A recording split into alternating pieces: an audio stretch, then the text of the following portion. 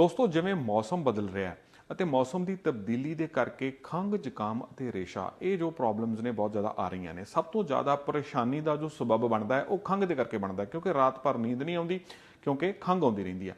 ਸੋ ਖੰਘ ਨੂੰ ਕੰਟਰੋਲ ਕਰਨ ਦੇ ਵਾਸਤੇ ਇੱਕ ਮੈਂ ਆਯੁਰਵੈਦਿਕ ਨੁਸਖਾ ਦੱਸਣ ਜਾ ਰਿਹਾ ਜੋ ਕਿ ਬਹੁਤ ਹੀ ਕਾਰਗਰ ਹੈ।